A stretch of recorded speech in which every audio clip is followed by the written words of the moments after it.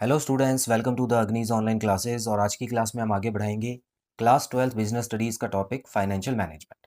सो students, आज की class में हम शुरू करने वाले हैं वर्किंग कैपिटल से रिलेटेड टॉपिक, और ये एग्जाम के हिसाब से बहुत इंपॉर्टेंट है। देखिए, दो तीन टॉपिक बहुत इंपॉर्टेंट है स्टूडेंट्स। लास्ट टॉपिक हमने पढ़ा था फिक्स्ड कैपिटल रिक्वायरमेंट, एक तो वो भी बहुत ज़्यादा इंपॉर्टेंट है और ये वाला भी, ठीक है। तो इन दोनों को ज़रूर पक्का कर लें।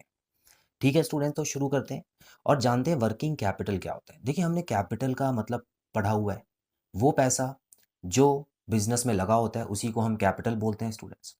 ठीक है। अब वर्किंग कैपिटल मतलब कि वो पैसा जो डे टू डे के वर्क में काम आता है। ठीक है। अब देखिए, जो पैसा बिजनेस का होता है, मतलब शेयर होल्डर्स का हो गया या मालिक का हो गया, उसको कैपिटल बोलते हैं। अब जितना भी पैसा उन्होंने लगाया है, सारा का सारा पैसा डे टू डे में नहीं काम आता। ठीक है। उसमें से कुछ पैसा वर्किंग कैपिटल में हो जाता है और कुछ पैसा फिक्स्ड कैपिटल में हो जाता है, हमने पढ़ा। अब कुछ की तो हम मशीन्स वगैरह खरीद लेते हैं, ज़मीन खरीद लेते हैं। ठीक है। तो वो हो गई फिक्स्ड कैपिटल। लेकिन उसका उल्टा कर दीजिए बिल्कुल। अब हम वो चीज़ पढ़ने वाले हैं जो डे टू डे में, बेसिकली अगर शॉर्ट में बताऊं आपको, तो करंट वाली चीज़ें पढ़ने वाले हैं। ठीक है। करंट मतलब जो जल्दी जल्दी बदले, है ना, फ्लो होता रहे, बहता रहे। तो एक साल के अंदर अंदर जो चीज़ें बदल जाती हैं उनको हम करंट एसेट्स या करंट लायबिलिटीज़ बोलते हैं। और उसी से संबंधित वर्किंग कैपिटल भी है, और ये काम करती रहती है, ये बदलती रहती है, घटती और बढ़ती रहती है, इसीलिए इसका नाम वर्किंग कैपिटल पड़ा है स्टूडेंट्स। तो शुरू करते हैं। देखिए, यहाँ पहला पॉइंट लिखा है, it refers to that part of total capital which is required for holding current assets. तो उतना पैसा मतलब टोटल कैपिटल का वो पार्ट जो करंट एसेट्स को होल्ड करने के लिए, मतलब करंट एसेट्स को हमारे पास रोके रखने के लिए चाहिए होता है, उसी को बोलते हैं वर्किंग कैपिटल। अब डेफिनेशन थोड़ी अजीब है स्टूडेंट्स, याद रखिएगा।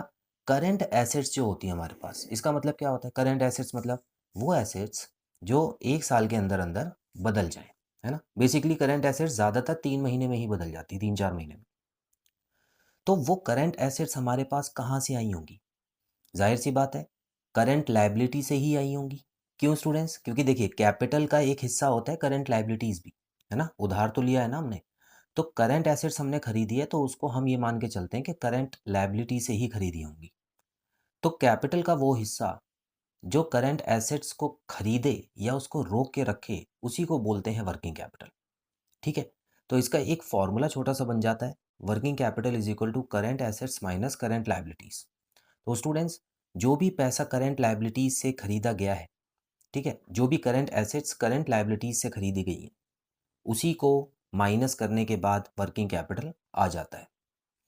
तो इस तरह से ये फॉर्मूला है छोटा सा, ये आप याद कीजिएगा। और ये बहुत ही ज़्यादा कॉमन फार्मूला है, आपने कैश फ्लो स्टेटमेंट या रेशो वाली, सॉरी, तो रेशो वाला जो चैप्टर है अकाउंटिंग रेशो, उसमें ज़रूर पढ़ा होगा। वर्किंग कैपिटल रेशो भी निकालते थे उसमें। ठीक है। चलिए, अब हम ज़रा सा ये भी पढ़ लेते हैं करंट एसेट्स और करंट लायबिलिटीज़ क्या होता है। हालांकि आपको पता ही है, लेकिन फिर भी एक नज़र मार लेते हैं स्टूडेंट्स। तो करंट एसेट्स ऐसी एसेट्स होती हैं जो एक साल के अंदर अंदर बदल जाती हैं। ठीक है। और उसको हम कैश में बदल सकते हैं, और कभी भी उसको हम लिक्विड बना सकते हैं। वो बहुत लिक्विड होती हैं। लिक्विड बेसिकली कोई भी चीज़ जब कैश में तब्दील हो जाए उसको लिक्विड बोलते हैं। तो current assets are those assets which can be converted into cash within 1 year. तो एक साल के अंदर अंदर जिन एसेट्स को हम कैश में तब्दील कर दें, उसी को करेंट एसेट्स बोलते हैं। कुछ एग्जांपल्स पढ़ लेते हैं। कैश इन हैंड मतलब आपके पास जितना कैश है। मार्केटेबल सिक्योरिटीज़, ये ऐसी सिक्योरिटीज़ होती हैं स्टूडेंट्स जो आप तुरंत खरीद या बेच सकते हैं। ठीक है। बिल्स रिसीवेबल्स, बिल्स रिसीवेबल एक चेक की तरह होता है जो हमको मिलता है। ठीक है। और समय आने पे हम उसको कैश करा सकते हैं, लगभग 3 या 4 महीने में इसको कैश करा सकते हैं। डेटर्स हो गए वो लोग जो हमसे उधार लेते हैं छोटे समय के लिए, और ये 3 या 4 महीने के अंदर ये भी हमारा उधार का पैसा लौटा देते हैं। तो स्टूडेंट्स, करंट एसेट्स बहुत सिंपल तरीके से आपको मैंने बता दी है। करंट लायबिलिटीज़ के बारे में बढ़ते हैं। देखिए, लायबिलिटीज़ का मतलब होता है उधार।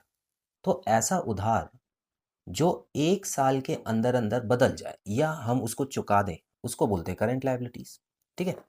तो यहाँ पर आप देख सकते हैं करंट लायबिलिटीज लिखा हुआ है, are those liabilities which are payable within a period of 1 year.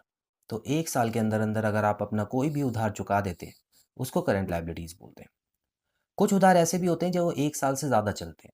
जैसे कि आप लॉन्ग टर्म लोन ले लें, मान लेते हैं आपने ज़मीन खरीद ली या आपने प्लांट खरीदा है उधार में, तो उसका उधार तो आप आराम से चुकाइए, 10 साल भी देती है बैंक, 15 साल भी देती है, ठीक है? तो वो तो लॉन्ग टर्म लायबिलिटीज़ हो गई। उसी तरह डिबेंचर होता है।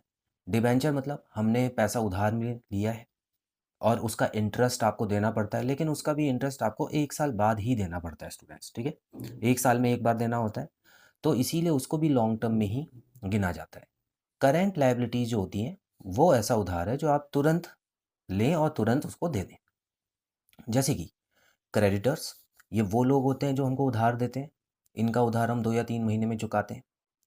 आउटस्टैंडिंग एक्सपेंसेस, आउटस्टैंडिंग वर्ड का मतलब होता है उधार, ठीक है ना? यहाँ पर आउटस्टैंडिंग तारीफ़ के लिए यूज़ नहीं हुआ है, जैसे हम नॉर्मली तारीफ़ करते हैं तो बोलते हैं योर परफॉर्मेंस वाज़ आउटस्टैंडिंग, ऐसा कुछ नहीं है। तो आउटस्टैंडिंग बेसिकली यहाँ पर उधार से रिलेटेड है, ये आपको अकाउंट्स में पढ़ाया जाता है, ठीक है? तो ऐसा खर्चा जो आपने समय होने पर नहीं दिया, उसका टाइम हो गया था, ड्यू हो गया था, लेकिन अभी तक आपने पैसा नहीं दिया, उसको आउटस्टैंडिंग एक्सपेंस बोलते हैं, तो इसको आपको जल्द से जल्द चुकाना होता है। बिल्स पेबल, बिल्स पेबल भी एक चेक की तरह होता है, जो हम दूसरों को देते हैं, ठीक है? ताकि टाइम आने पे वो हमसे पैसा ले सकें, ठीक है? तो ये होगी करंट लायबिलिटीज़। तो स्टूडेंट्स यहाँ पर 2 तरह की वर्किंग कैपिटल का फ़ॉर्मूला बुक में लिखा था, हालाँकि ज़्यादा आता नहीं है एग्ज़ाम में, लेकिन फिर भी आप समझ लीजिए, ठीक है? तो मैंने सोचा कि 1-2 पॉइंट्स और हो जाएँगे हमारे नोट्स में। तो यहाँ पे ग्रॉस वर्किंग कैपिटल अगर कभी क्वेश्चन में आ जाता है तो याद रखना, ग्रॉस वर्किंग कैपिटल में वो फ़ॉर्मूला मत लिख देना, current assets minus current liability, क्योंकि इसका मतलब है टोटल करंट एसेट्स। जितनी भी करंट एसेट्स हैं ना, उनको जोड़ दीजिए, आपका ग्रॉस वर्किंग कैपिटल आ गया, ठीक है? लेकिन नेट वर्किंग कैपिटल अगर आता है तो current assets minus current liabilities होता है। तो नॉर्मली आप यहाँ पे ये भी लिख सकते हैं, जो बुक्स में कहीं भी आपको वर्किंग कैपिटल दिया जाता है स्टूडेंट्स, वो सेकंड वाला ही दिया जाता है, मतलब नेट वर्किंग कैपिटल, ठीक है? कभी भी वो ग्रॉस वाला नहीं देते हैं। अभी आपके आपके कोर्स में तो फिलहाल नहीं देंगे, आगे की क्लासेस में हो सकता है दे दें, वो आपकी बात की बात है। क्लियर है स्टूडेंट्स? तो वर्किंग कैपिटल का इंट्रोडक्शन आज हमने ख़त्म किया है। डे टू डे में खर्च होने वाले जो पैसे होते हैं और उससे रिलेटेड जो भी कैपिटल होती है, वही वर्किंग कैपिटल कहलाती है। तो आई होप स्टूडेंट्स आपको क्लियर है टॉपिक। बहुत जल्द मिलते हैं अगली क्लास में। Till then bye bye.